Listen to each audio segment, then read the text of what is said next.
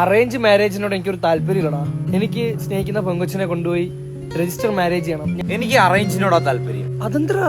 എടാ അങ്ങനെയെങ്കിലും എനിക്കൊരു പെണ്ണ് കിട്ടട്ടളിയാ, നിയമപരമായിട്ട് അങ്ങ് പോട്ടെ. അറേഞ്ച് മാരേജിന്റെ കാര്യം പറയണേ, ഒരു പെണ്ണിനെ ഇഷ്ടപ്പെട്ട വീട്ടുകാരെല്ലാം കൂടെ ഒരുമിച്ച് ആ പെണ്ണിനെ കാണാൻ പോകുമ്പോൾ ആഹാരം കൊടുക്കണം. വീട്ടിൽ നിന്ന് കുറച്ച് ആൾക്കാർ ഇപ്പോൾ ചെറുക്കനെ കാണുമ്പോൾ ആഹാരം കൊടുക്കണം. പിന്നെ കല്യാണത്തിന്റെ തലേന്ന് ആഹാരം, കല്യാണത്തിന്റെ അന്ന് ആഹാരം, തീറ്റി തന്നെ മെയിൻ. തീറ്റി തീറ്റി തീറ്റി.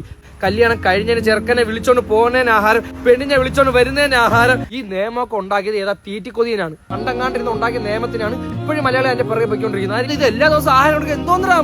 നമ്മളെ വീട്ടിന്റെ അടുത്തൊക്കെ ഒരു കല്യാണം ഉണ്ടെന്ന് പറഞ്ഞാൽ പിന്നെ അടുക്കളയൊക്കെ ഓഫാ. ടെൻഷനായി പോലെ നീ ഇത് പറഞ്ഞേട്ടപ്പോ തന്നെ എനിക്ക് ഉത്സവം. ഇത് കല്യാണം എന്തോന്ന്? ഇത് എല്ലാരും വിളിച്ചറിയിക്കാൻ ദേഷ്യം വരൂലേ? പിന്നെ ഒരു മിനിറ്റ് കോള് വരും. ആ ചേട്ടന്റെ കല്യാണം വേണ്ടി അടുത്ത മാസം നീ അങ്ങ് എത്തൂലേ? അത് പറയാനാണ് ഞാൻ ഇന്നലെ വിളിച്ച. നേരത്തെ പറഞ്ഞ കേട്ടാ. ബാക്കി പറയടാ. അതൊക്കെ അവിടെ നിക്കട്ടെടാ. പറയടാ ബാക്കി. അല്ല നിനക്കെന്തോ പറയാൻ കാണുമല്ലോ, മറ്റേ ചേട്ടന്റെ കല്യാണം എന്നൊക്കെ പറഞ്ഞു. എനിക്കൊന്നുമില്ല പറയാൻ, നീ ബാക്കി കാര്യം പറ. നീ ചേട്ടന്റെ കല്യാണത്തിന് എന്താ വിളിക്കാത്ത തന്നെ? എടാ നീയല്ലേ കല്യാണത്തിന് ആരെയും വിളിക്കണ്ട എന്നൊക്കെ പറഞ്ഞു, അതുകൊണ്ട് ഞാൻ വിളി നിർത്തി. കല്യാണത്തിന് തന്നെ വിളിച്ചില്ലല്ലേ? നീ കൊണ്ട് അമ്മിക്കോ, നീ ഇത്തിരി ചോറങ്ങ് ബാക്കി വെച്ചോ, നഷ്ടം വന്നില്ല. ചുമ്മാണ 100 പേരെ വിളിക്കാനുള്ള കല്യാണത്തിന് 1000 പേര് 2000 പേരെയൊക്കെ വിളിക്കുന്ന ഇതുപോലുള്ള പിണങ്ങി കുട്ടന്മാരുള്ളപ്പോ എങ്ങനെ വിളിക്കാതിരിക്കും?